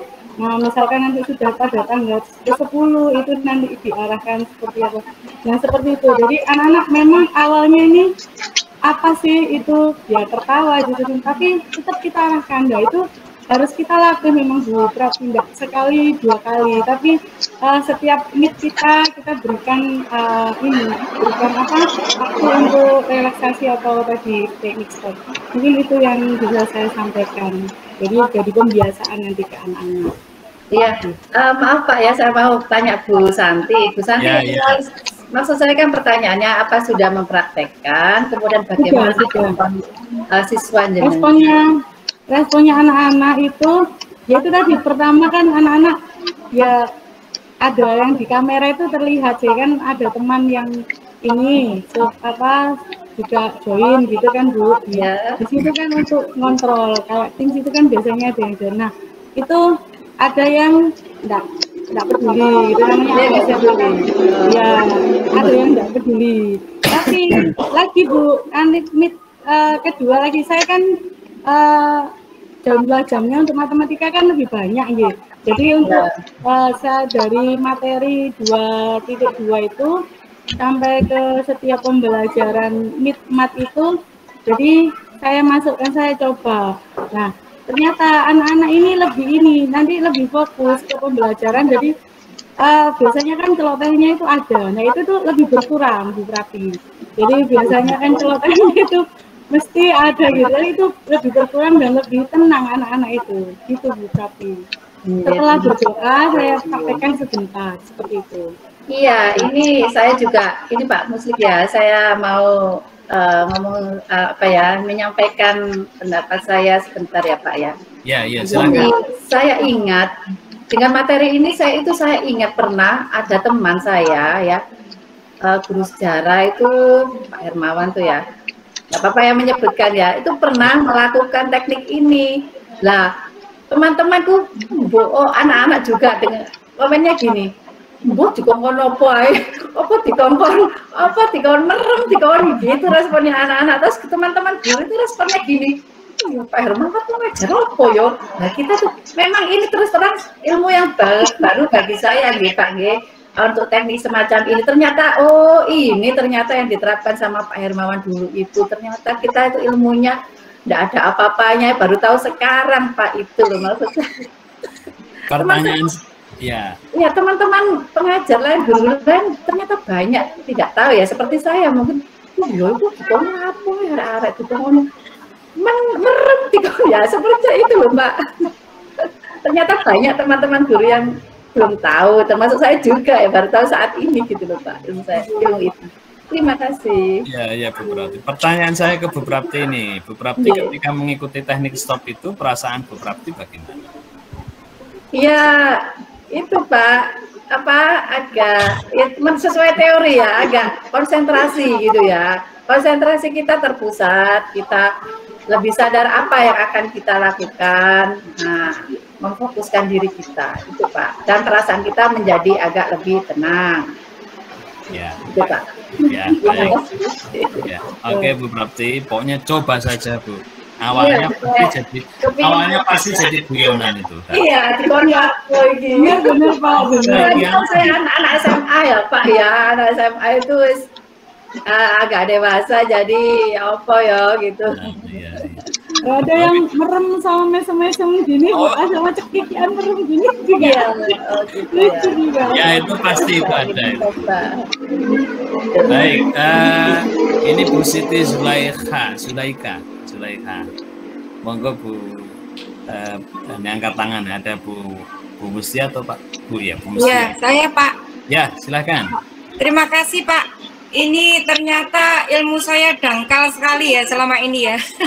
Jadi saya, dari yang sudah dipaparkan tadi sama teman-teman dan Pak Muslik ya, itu banyak sekali mungkin ya yang bisa saya ambil, jadi ilmu yang bisa saya ambil yang mungkin selama ini belum saya terapkan di ketika saya mengajar. Ya, apalagi seperti yang Bu Prapti tadi tanyakan, itu mungkin sama dengan saya, Pak. Jadi saya baru tahu ini, ini bisa, ini kan saya pernah lihat juga di kayak YouTube, tapi bukan untuk anak-anak pelajar ya, bukan untuk anak-anak sekolah, untuk relaksasi aja orang-orang yang merasa bingung, ada masalah seperti itu. Ternyata bisa juga diterapkan di anak-anak. Iya, ini baru masukan, benar-benar masukan untuk saya, ilmu buat saya, mungkin bisa saya terapkan ke anak-anak. Cuma yang saya tanyakan di sini Pak ya, karena saya awam, jadi apakah ini kayak stop ini itu kalau misalkan di pembelajaran langsung kayak tatap muka itu sama kayak ice breaking seperti itu atau gimana? Dan apakah ini bisa diterapkan pada waktu pembelajaran yang tatap muka seperti itu, Pak? Atau cuman pembelajaran daring supaya anak-anak bisa tenang aja? Mungkin itu yang bisa saya tanyakan, Pak, karena saya awam, jadi baru pertama kali ini diterapkan sama anak-anak dan mungkin bisa nanti saya lakukan ilmu yang saya dapatkan hari ini. Terima kasih banyak Pak dan teman-teman atas masukannya, atas ilmu yang sudah disampaikan. Terima kasih. Ya, Bu Ningsih, ya ini bisa dipakai daring ataupun luring. Jadi kalau luring malah mungkin akan jauh lebih efektif. Ya kalau luring ya, kalau tatap muka langsung. Ya, jadi silahkan dicoba. Dan ini bisa dipakai. Jadi apakah seperti ice breaking gitu ya? Ya fungsinya sama, mengembalikan fokus, mengembalikan konsentrasi. Hanya kalau untuk teknik stop ini adalah jadi kita kembalinya ke dalam gitu ya, dalam ya. Lebih ke diajak anak-anak itu atau orang peserta diajak mendialogkan dengan dirinya sendiri gitu ya. Sementara kalau ice breaking itu kan melalui istilahnya melalui teknik yang memang dipakai untuk orang keluar sejenak dari yang sudah ada gitu untuk kemudian fresh gitu, baru kemudian yuk duduk lagi kita mulai ya. Tapi fungsinya sama, adalah untuk mengembalikan. Terus fokus. Untuk melakukannya itu apa? Dilakukan pilih salah satu atau bisa kedua-duanya Pak, dikombinasi gitu, seperti itu? Oh, lihat sikon dan terserah. Misalnya dalam satu kelas, Ibu pakai ice breaking, setelah itu pakai stop, bisa saja. Bisa dikombin. Misalnya ketika ini kayaknya akan tepat kalau saya pakai ice breaking aja, pakai ice breaking. Oh, ini pakai stop. Nah, ini juga bisa. Tapi istilahnya ini referensi baru karena memang dulunya ini dipakai ini secara psikis ya untuk terapi hipnoterapi. Iya. Tapi ternyata ini bisa dipakai untuk dunia pendidikan gitu dan ternyata bagus gitu. Makasih Pak, makasih. Bu Ningsih. Ini Bu Zulaika. Monggo Bu Zulaika. Bu Siti. Halo. Ya, ada yang mau disampaikan Bu? Bu Siti Zulaika, ya masih angkat tangan dari tadi. Itu di mute itu Pak, di mute itu anunya mic-nya jadi nggak dengar. Ya, Bu Siti Zulaika. Ya, halo. Jesse, masuk suaranya. Terima kasih, terima kasih. Saya ikut dua ini HP sama laptop, makanya saya nyambungnya di mana? Ngapunten. Monggo. Ini Bapak, saya punya pengalaman ini tentang stop. Istilah stop ini ya memang saya baru dapat di pendidikan guru penggerak ini. Tapi sebenarnya saya sudah mempraktekkan sama murid-murid saya. Alhamdulillah selama menjadi guru, saya selalu memegang kelas tinggi Bapak, kelas 6. Yang setiap tahunnya mereka semua anak-anak selalu dibikin tegang setiap menghadapi ujian. Nah, sebelum ini kan memang anak-anak ujian ya Pak. Kalau sekarang kan ujian sudah dihapus karena dengan adanya AKM. Nah gitu. Nah sebelumnya ujian itu anak-anak dibuat tegang karena dituntut untuk bagaimana mendapatkan danem yang bagus agar mereka semua selamat masuk ke SMP negeri. Nah, di situ di sela-sela di les siang, di bimbel siang itu, nah, saya sempatkan sesudah sholat zuhur, nah, sebelum masuk ke materi utamanya matematika dan bahasa Indonesia. Bahasa Indonesia itu meskipun kelihatannya gampang, juga anak-anak nilainya banyak yang hancur di situ. Nah, di sini saya memfokuskan mereka semua dengan mendengarkan musik yang slow gitu Pak, tanpa ada lirik. Nah, terkadang bisa memakai begitu saya, kadang bisa juga dengan kata-kata yang saya susun sendiri, ngapunten saya susun sendiri, saya buat untuk memfokuskan mereka bahwa matematika, bahasa Indonesia, dan mapel itu, terutama IPA, kalau IPA anak-anak sudah hebat memang. Hebat. Nah, kalau matematika dan bahasa Indonesia mereka saya usahakan anggap pelajaran-pelajaran ini bukan momok. Kalian semua bisa mengerjakan, pasti bisa ya. Saya iringi sama musik Bapak. Nah, karena di kelas itu kalau di kelas lama, ya di sekolah lama maksud saya lengkap peralatan kelas saya itu lengkap ada ya. Ada alhamdulillah. Kalau sekarang kan sekolah baru gitu. Nah, itu alhamdulillah Bu Prapti saya ternyata cocok dengan teknik stop ini dan saya mengenalnya baru sekarang ini. Nah, itu Bapak. Nah, untuk diri saya sendiri, saya sering mendengarkan musik memang kalau sholawat sambil mendengarkan diri kalau lagi blank gitu, kalau lagi suntuk, lagi blank. Iya, itu. Okay. Terima kasih, itu pengalaman saya Bapak. Matur nuwun kesempatannya. Assalamualaikum warahmatullahi wabarakatuh. Waalaikumsalam warahmatullahi wabarakatuh. Baik, terima kasih Bu Siti Zulaika testimoninya. Ya Bapak Ibu, intinya Bapak Ibu kalau misalnya belum dipraktekkan, praktekkan. Bahwa nanti awal-awal itu pasti ya ada saja lah. Terus selalu ada tantangan. Oke, ini ada Pak Misli angkat tangan. Silakan Pak, boleh agak cepat. Terima kasih. Assalamualaikum warahmatullahi wabarakatuh. Sedikit akan menambah Bapak Ibu bahwa untuk teknik ini biasanya kalau di SMP Negeri 3 Surabaya ini dilakukan pada saat ujian nasional. Tetapi supaya Anda nggak stres ya seperti itu. Oleh karena itu, tetapi sebenarnya dan ini sebenarnya sudah lama. Namun untuk dalam proses pembelajaran aja, setiap di kelas maupun daring maupun luring itu bisa dilakukan. Kalau misalnya daring pada saat kita itu habisnya berdoa, baru kita menarik anak-anak. Sebelum kita memberikan sebuah materi pada siswa, itu kita tuh bercerita. Teknik seperti itu bentuk seperti apa terserah, itu tergantung dari gurunya. Mengarahkan pola pikiran anak-anak, mereka bisa mengikuti apa yang telah disampaikan oleh guru, sehingga sampai ke pembelajaran. Agar anak ketika fokus pada apa yang mereka lakukan, itu kita tarik dulu. Bagaimana menarik pemikiran siswa itu sendiri tergantung dari guru yang gurunya. Teknik apa yang diberikan. Nah, apalagi dengan stop juga. Stop itu gimana ketika ada permasalahan ataupun tidak. Ketika ada pergantian pembelajaran, kalau seperti ini, hanya stop dulu sebentar. Ayo kita berceritakan apa yang kita lakukan. Itu hal itu teknik yang seperti itu. Ini sebenarnya sudah Bapak Ibu banyak lakukan. Kemarin hanya pada saat itu kita memahami bahwa itu teknik yang disampaikan oleh Pak Musi tadi. Seperti itu Pak. Terima kasih.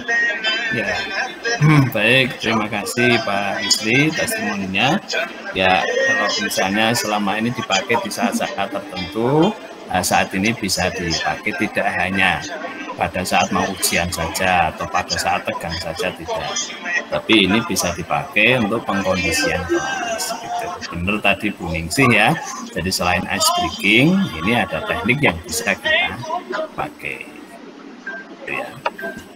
Dan insya Allah kalau ini konsisten gitu ya kita kerjakan, ya nanti itu tadi betul kesaksian dari Bu Ferry tadi ya, fokus anak-anak akan muncul, jadi akan tumbuh pelan-pelan gitu ya. Baik, terakhir ini dari Bu Yuni, dari tadi angkat tangan juga Bu Yuni, Wahyuni. Ada yang mau disampaikan Ibu? Nggih, matur nuwun Bapak, mohon izin masuk. Nggih. Silakan Ibu. Nggih, matur nuwun. Untuk teknik stop ini memang nama dari stop itu baru kita ketahui ketika kita mengikuti program guru penggerak. Tetapi sebenarnya itu sudah sering kami lakukan di kelas-kelas kami, baik itu daring maupun luring. Sebagai contoh begini Bapak, yang sudah pernah saya lakukan ketika posisi luring,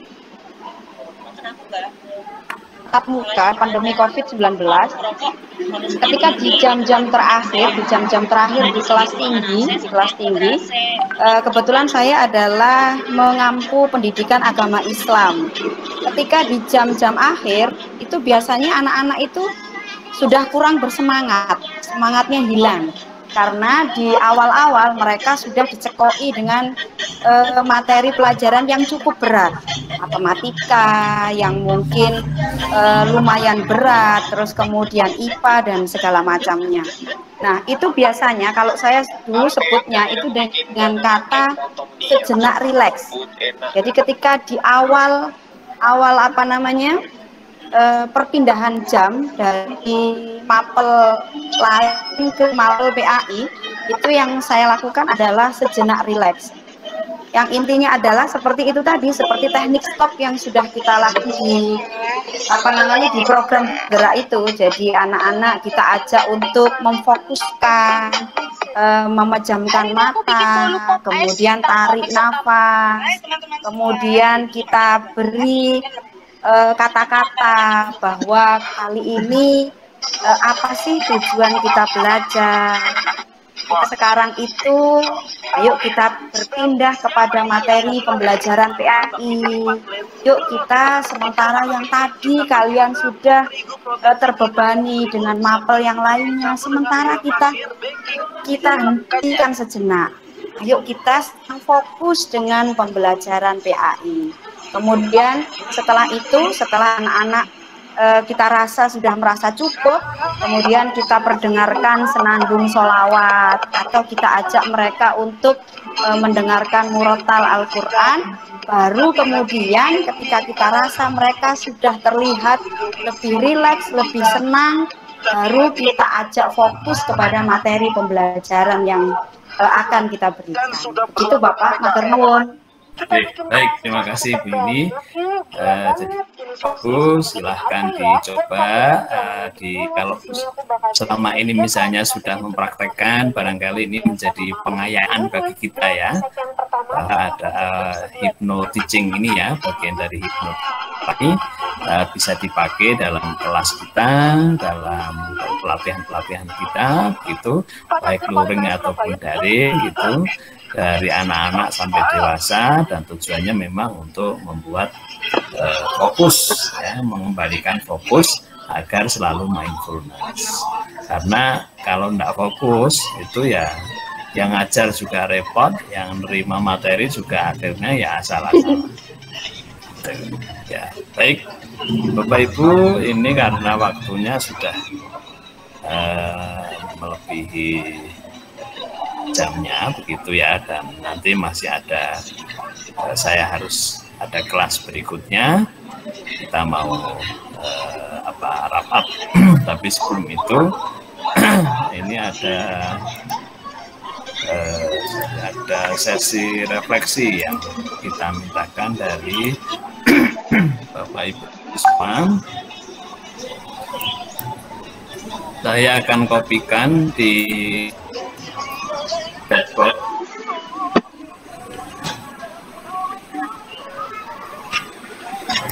Silahkan nanti ditulis di ini di Padlet ini ya Bapak Ibu ya, refleksinya. Klik saja linknya yang sudah ada, Jadi apa pencerahan atau penguatan yang Bapak Ibu dapatkan sejauh ini, kemudian apa perubahan yang akan Bapak Ibu lakukan setelah sesi hari ini. Silakan klik di linknya, link Padlet itu, dan tuliskan. Ya, bagi yang namanya jangan lupa tulis nama ya Bapak Ibu ya di Padlet tadi sebelum menuliskan refleksi. Dipersilakan Bapak Ibu.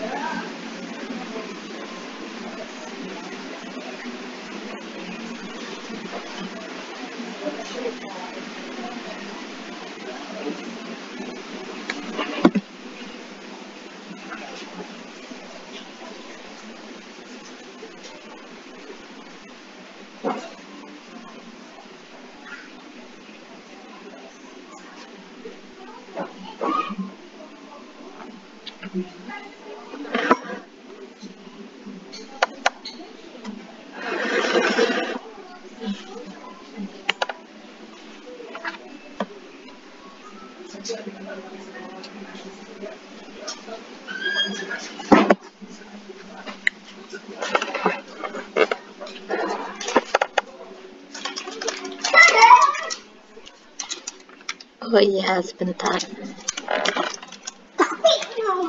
Mama cek repot gitu.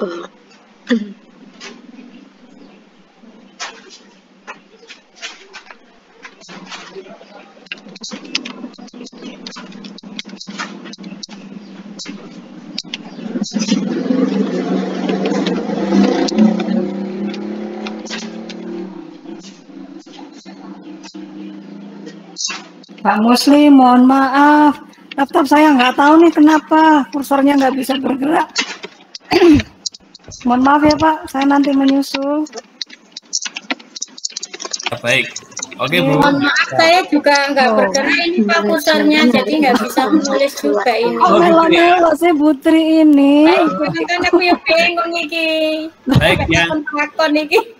Ya, yang cuma nulis nama nih. Baik Bapak Ibu yang kesulitan bisa di kolom chat ya, di kolom chat aja ya. Nah, kalau kesulitan di Padlet bisa di kolom chat saja, nanti saya copy ya. Terima kasih, silakan langsung ketik aja di kolom chat ya, di chat box.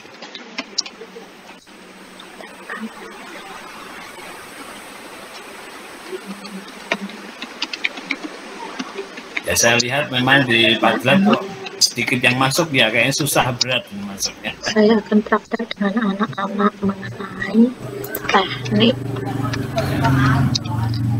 Yang tidak bisa boleh di kolom chat, tapi kalau yang bisa koneksi stabil boleh langsung di Padletnya. Ya, ini juga sudah muncul ini dari saya.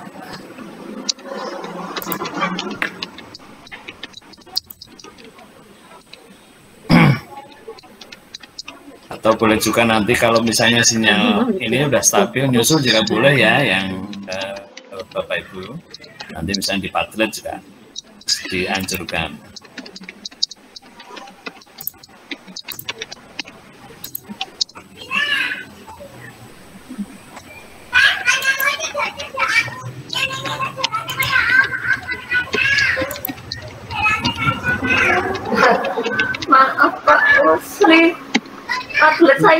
gambarnya. Oh iya. Punten. Ji, enggak apa-apa, Ji, enggak apa-apa.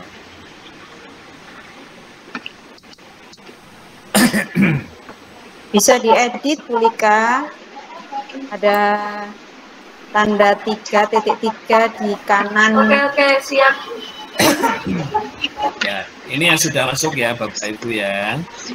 Ini ada dari Ibu Indah Purwaning Mawarni, kemudian Sri Wahyuni, TK Puspita, Erna Juwita, Prakti, Fitria Indahwati, Ananda Kiki, Tessa Sartika, ada Ibu Ferry Al-Hadi Susandi, ada Ibu Ngatmini, Siti Zulaikah juga udah masuk, Pak Misli, kemudian Uki Mawati, ada Bu Fitria Indahwati, ada Bu Wahyuni, ada Bu Maria Imakulata Sri Wahyuni, ada Bu Andi, oke, kita tambah lagi nih, ada Bu Dewi Ratna, baik,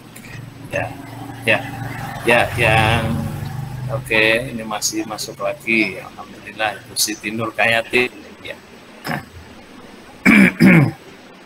ya ini Bu Dewi Ratna ini. Dengan mempelajari PSE ini, saya lebih tahu bagaimana mengelola emosi dan kemampuan sosial saya. Bagaimana mengkoneksikan antara PSE dan KSI yang selama ini mungkin saya sudah lakukan, tapi belum tahu namanya.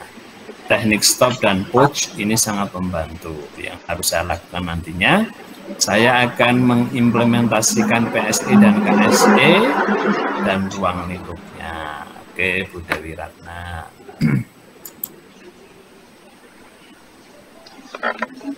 Ini di chatbox, ini ada Ibu, ini ada C14, Bu Sutia ya. Halo Bu Sutia, ini ada nulis sharing luar biasa hari ini, proses yang mengkondisikan siswa dengan membawa alam bawah sadar melalui teknik relaxing stop agar lebih fokus dan kembali pada tujuan awal belajar. Ini ada Bu Kasmini, TK Kurniasi mau tambahan. Alhamdulillah dengan materi yang sudah disampaikan dan yang sudah kami pelajari di modul ini, saya lebih memahami dan banyak sekali manfaatnya, baik untuk saya pribadi maupun untuk siswa-siswi kami nantinya. Semoga ada ilmu baru lagi yang akan kita pelajari di modul-modul berikutnya. Iya, Bu Kasmini dan yang lainnya jangan khawatir, modulnya masih sampai 3.3 dan akan selalu ada yang baru. Mau saya yang instruktur saja juga, wow, baru lagi. Perasaan dulu ini adalah, jadi ilmu pengetahuan kan terus berkembang dan kita perlu update sebagai pengajar, sebagai guru, sebagai pelatih, penting sekali untuk mendapatkan update pengetahuan. Dengan cara seperti itu kita ya up to date gitu ya, istilahnya tidak kuper gitu ya, dan tinggal nanti bagaimana menginternalisasikan di kita, ke keluarga kita, kelas kita masing-masing. Ya, baik Bapak Ibu, refleksinya barangkali yang belum bisa dilanjutkan ya.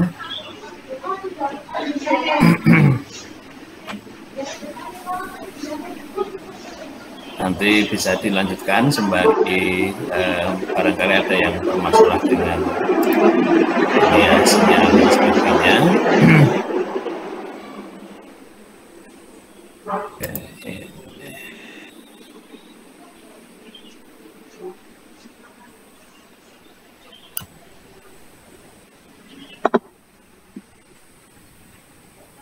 Dan Pak, itu tablet saya kok yang gambar-gambar itu ya Pak, kok nggak kumpul sama teman-teman? ya, enggak apa-apa Bu, nanti mungkin itu kaitannya mungkin koneksi Ibu yang kurang stabil.